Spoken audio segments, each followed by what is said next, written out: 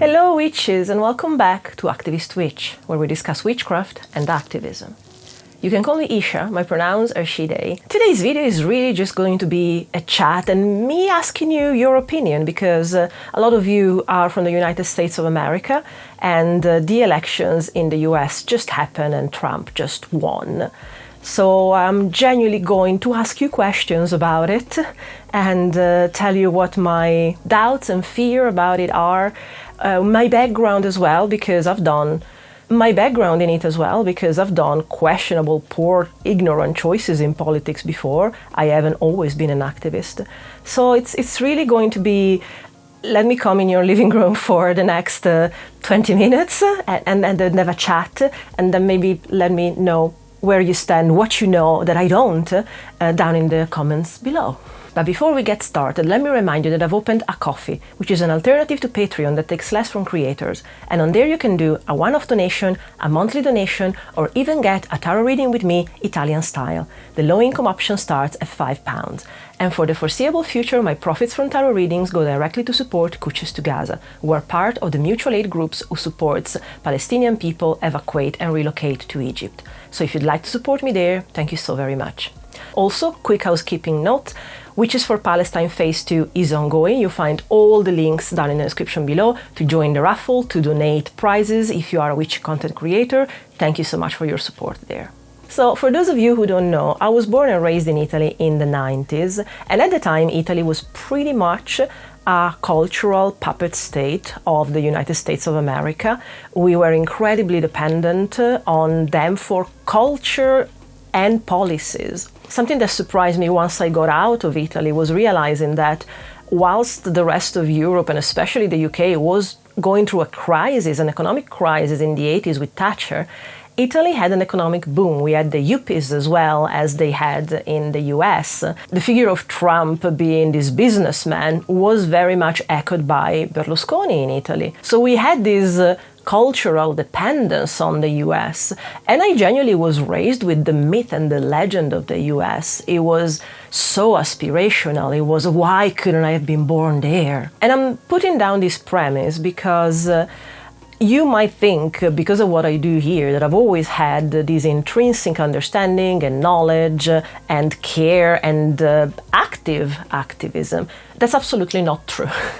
I have lived an ignorant/sheltered life for a good amount of my childhood and young adulthood, and I didn't quite take up arms in a way until 2016 when we had the Brexit referendum here in the UK, which I lived through very meekly. I was here thinking, oh well, you know, I'm a guest here and British people have the right to decide what they want. But then again, that has always been my approach.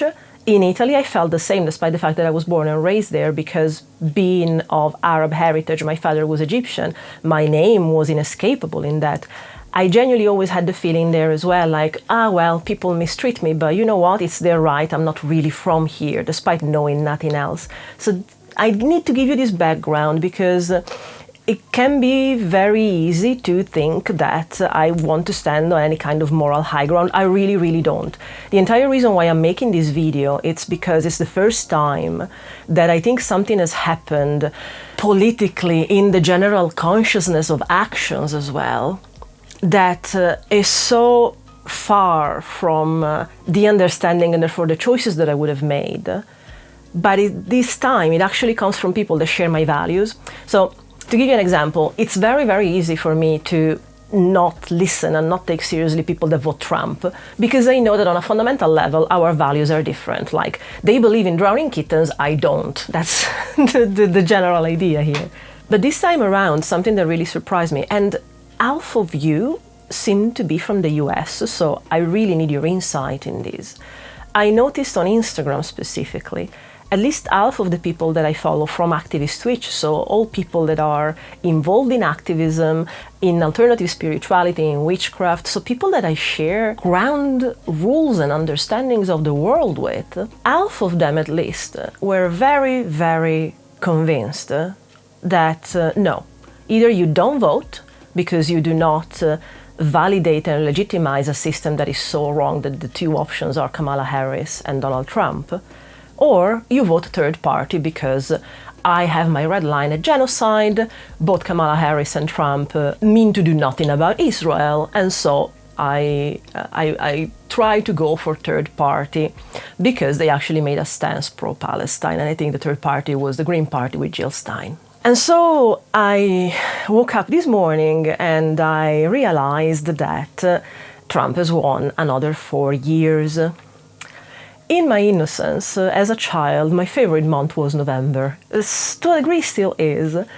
I need to share this with you because I was out for a medical visit this morning. I walked back home. I had a chance to reflect. I think a lot when I walk.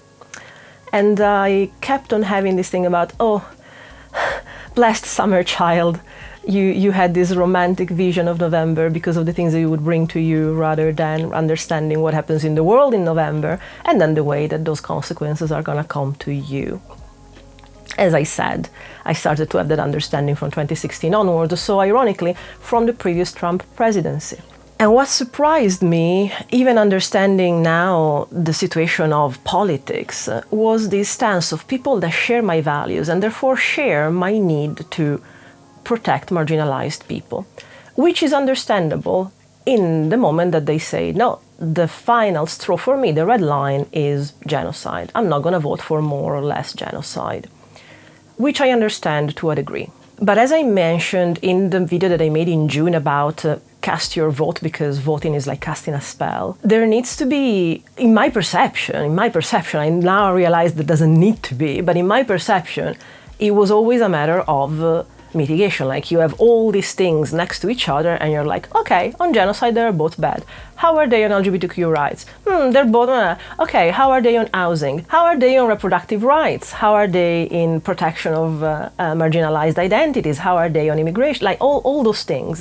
You know, it's a matter of indeed lesser evil, but then the idea for me that doesn't quite register is that so many people that I know I share values with genuinely had this belief that no, all the others don't matter because genocide is anyway the worst. And I genuinely had some self-reflection thinking, does that work? Can that work for me? And for me personally, no.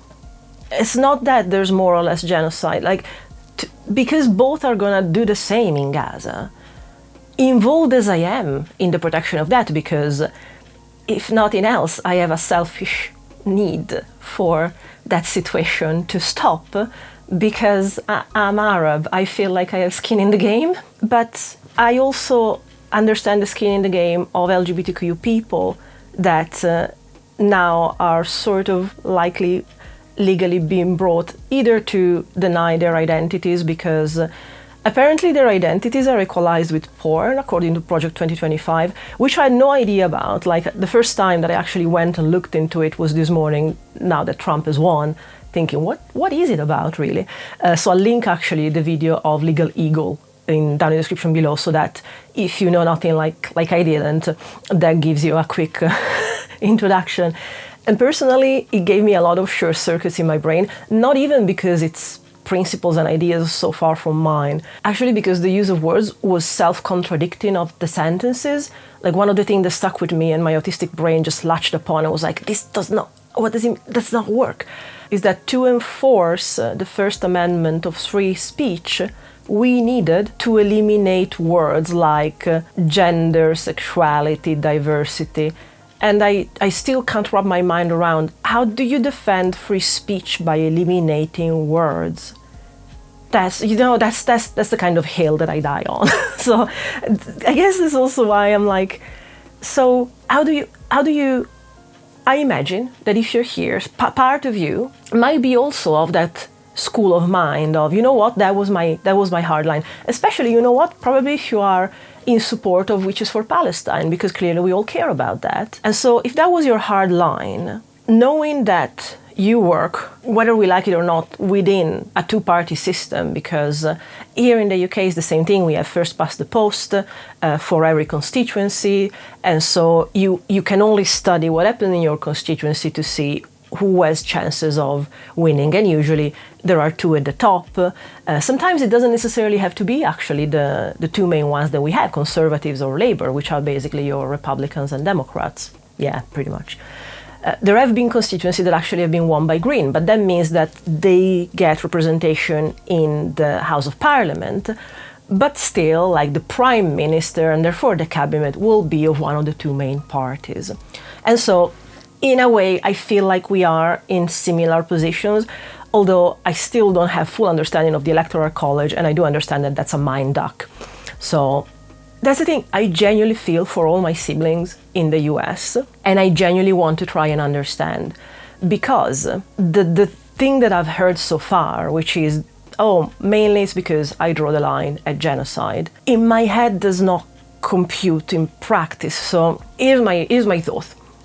My perception is this: if you are one of the people that go out and do stuff pro-Palestine to raise awareness, to protest the sending of arms and money to sustain Israel, not to this specifically cis white hat able man right now, but there's a very good chance that you sympathize with Palestine because you come from some marginalizations yourself. Whether I don't think that you need to be Arab or a person of color. Like, I do believe that there is a lot of white allies and that they understand and sympathize because they are marginalized people in some way. Because both Trump and Harris had awful ideas on genocide, I think at best Kamala supported a ceasefire, and Trump doesn't even do that. I mean, he moved the capital of Israel to Jerusalem because we decided.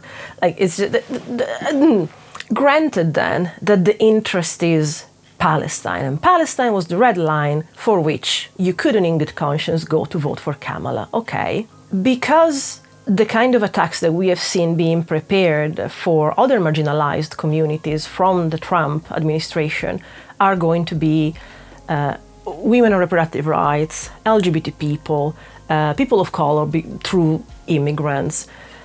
What I'm trying to understand is this. I genuinely don't want to sound antagonistic because it's not my... It's so bizarre to me that I know that you're all in good faith. That's the bottom line for me. I know that you were all in good faith. What doesn't connect for me is if you didn't vote for Kamala and you voted for Jill Stein, or you didn't vote at all because why legitimize this system? The people that are supporting Palestine are now at risk themselves. When they are at risk themselves, now they have to take care of themselves and their own protection rather than having the energy and resources to stand up for Palestine. Am I thinking this wrong? Literally sharing my thought process as it comes. And then we go work. Literally, we go to our jobs and make some money. We go to the gym, lift weights, get in our walk or run, eat nourished food, plant.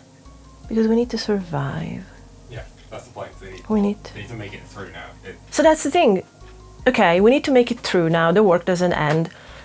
One of the genuine fears that we had here in the UK when we had our elections in July this year was that the Tory made it clear that the laws that they were passing were also to limit our ability to protest. So basically anything that actually is disturbance for them, which is actually the only thing that gets things done as well, would have become illegal. And so one of the main things that I focused on was, well, how do we maintain a system that still allows us to fight it, to question it, to lobby it? And beside the fact that I think the main thing that people in the US might want to focus for the next 4 years is local community, because there's no, at this point, if you cannot count on your government and your government is going to come after you, quite literally, if you're a marginalized person, the only reprieve and support that you can have is from mutual aid. So my perception is now is the time to create that kind of community. And forgive me if I bring the witchy side here, but hey, it's called Activist Witch. Something that does not get out of my mind at the moment is that you know, we kept saying it, oh, it's Pluto in Aquarius again. The last time the Pluto was in Aquarius was 1777 to 1789 or 90 something. It was those 12 years there. And during that time, because Aquarius, knowing it as a sun Aquarius, is the sign of community, of change, of defying the status quo, of activism, two things come from it. Like, A, you have to find yourself within your community because it's the only thing that's going to keep you safe. And B, do we know how to organize revolutions still?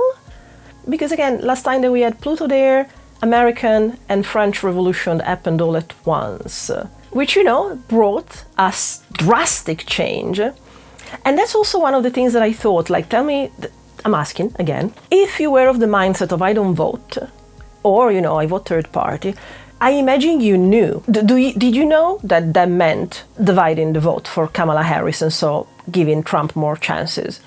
And if you knew that, was your rationale thinking, well, if we get to Trump, things will get so bad so fast that actually we'll have to do something practical, physical about? Like, that is one of the issues that a lot of people have with mutual aid. No, we need to not have anything. Things need to get to the worst possible, because just at the worst level possible, people will organize to do a revolution. If that is an option as well, if that is something I need to understand, possibly, if you can help me understand that, because those are options that I've thought about, but I don't really know. Like, so those are things that come to my mind, and I'm like, is it for this? Is it for that? Because again, I keep going back to, we share the same values if you're here. So I do believe in your good faith. We didn't follow the same thought process. But again, I'm autistic. I never follow the normal thought process, so probably it's me. But I genuinely want to understand yours. I remember having a discussion a few months ago with a page that I actually really liked that blocked me.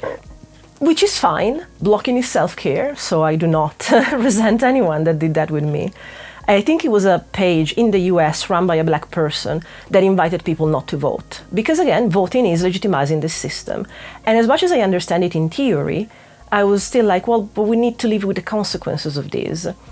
And I mentioned it in my video about voting. I was shocked when I watched the documentary on Cambridge Analytica that literally said out loud all the campaigns that they promoted and did work for, that usually wanted the right or the far right to win, counted a lot on voter suppression, convinced people that voting is not worth it.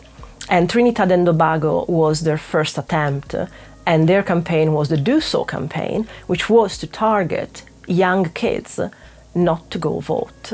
And when elections are close, that's good enough. And they counted on the fact that there were two factions, black people and people of Indian heritage. And people of Indian heritage, coming voting day, despite their rebellious "do so, don't vote," would have then voted like their parents told them to. And so just black kids wouldn't have voted, so the Indian party would have won, which is what happened. And something that stuck with me from that bit of the documentary, is 2 minutes, I'll link it down in the description below, was that there was this writing on the presidential house that said something along the lines, oh, soon to be vacated. Which, yes, because someone else is gonna come in. Like, was the thought revolution? And if so, what was it? Lack of organization? Was your thought revolution? Is it getting organized? I'm gonna wrap it up because I might get lost in my own thoughts, but I'm just gonna explain this because, again, I cannot stress this enough. I do believe that you're in good faith. I do believe that the people that I've seen saying, no, I'm voting third party, no, it doesn't matter that we split the vote, that they were well-intentioned. I just don't understand the rationale, and might be worth disclosing here. I've recently got the final, ultimate diagnosis of autism that said, yes, you do fit the criteria. Tell me something I don't know. And something that was highlighted was how difficult it is for me to understand others' people's points of view. I can put myself in their shoes, but then the understanding and decision are made based on my experience. I don't necessarily have the level of abstraction or empathy. So I genuinely want to understand, because it doesn't follow my cause and effect. All the information that comes to me then goes to, yes, it's very bad that they are both bet on genocide. It's not that I don't care about genocide to encourage people to go vote for Kamala Harris. Is that there are also all these other people at risk. And clearly you knew something that I don't. So I genuinely would like to understand. So do please take these as encouragement to leave as long a comment as you want here in the video, so that we can actually have a discussion and understanding. And I promise you, different from any other time that I might have sounded like with a very well decisive opinion. This because I do believe, unless you voted for Trump, in which case we have nothing to say to each other, fair enough. But if you are part of those progressive that there were just like, I cannot dirty my hands with this. Was it to be righteous? Was it to be right? Because that's also a thing. I saw a post this morning about UK fact checks and politics, which again, from the UK, and their post was not about the worry that we have about LGBTQ people, about women, about people of color in the US. Was a gotcha, was a, this should teach Labour that genocide is enough of a reason to lose an election. And to a degree, in personal matters, I understand the need for retribution, the need to feel it doesn't matter that it has a practical good effect on me. It might actually have a bad effect on me, but the satisfaction to have told someone off, to have done something for spite, I get it. I've seen it. In the past, I've done it. I've tried to move away from that because it actually is not good for my long-term health. But I understand the kind of gut. I want to be right. It doesn't matter that it brings me benefit. I want to be right. I get that. I've seen that. I've done that. Is there some of that in this? If it's not, please explain me what else. And it's just, I'm genuinely coming to you wanting to understand.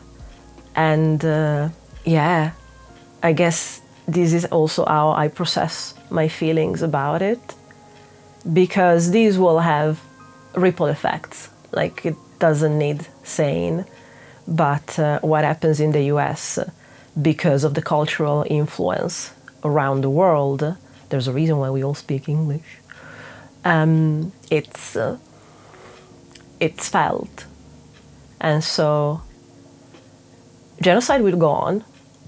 Would have probably gone on anyway on Kamala Harris. I think there would have been slight mitigation there, but yeah, that was before. This is still. But now there's a very good risk that reproductive rights will be taken away. And to mind, I have the bone to pick with the Democrats thinking, before Roe v. Wade was overturned, I have a feeling that there were like 30 or 40 years that the Democrats would have had time to enshrine it in law. So if they've used that as the carrot on a stick, fuckers. I do not disagree with that.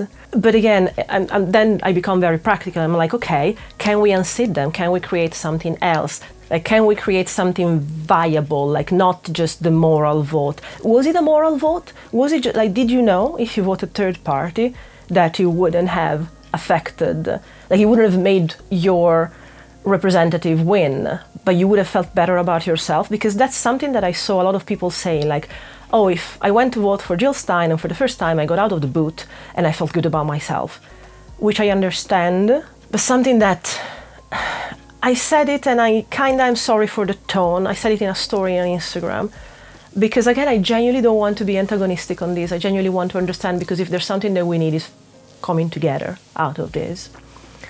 And I understand the importance of feeling good about yourself and so feeling good about your morals in theory, but the practical things still like slap me in the face a lot. So to me, it was genuinely, do you do this because genocide, and so you feel good about yourself if you do not dirty your hands with anything that has to do with genocide, but by doing that you damage other minorities? that then could have done maybe something for genocide, but now they are persecuted themselves, so they can't do much. And to me, I said, and I think it, I'm sure that there's a softer way to say it, so I'm sorry if it sounds blunt or rude. To me, that is a moral vote, sometimes a virtue signaling vote that does not take into consideration intersectionality. Because the point of intersectionality is all those people that would stand for Palestine are now persecuted themselves. They have to take care of themselves now. They're not going to be able to do more for Palestine. So that was also the risk for me. I genuinely don't want to be antagonistic. That was the reaction moment. So if I said it in a way that upset anyone, I genuinely apologize. That's my thought though. Like, did you think intersectionally about the effects on the people that are the people that do something for Palestine? That is my jumble of thoughts. This is actually you seeing how my brain works quite live. And I would love to understand more about this, so I do invite you to let me know if you can, in the most understanding and educative way, rather than antagonistic, just because we all have a hard time when somebody comes for us in learning. Like there's the difference between the fights that create engagement that all social media love, but we're talking at each other, not to each other. So that's the biggest effort that I've tried to do, and that I kindly ask you do as well. I genuinely want to understand. I don't mean to tone police you. Try just not to come from my jugular. And until the next video, we have to work to exit the patriarchy, because it has come back with a bang, if it ever was gone, and there's so much need for it.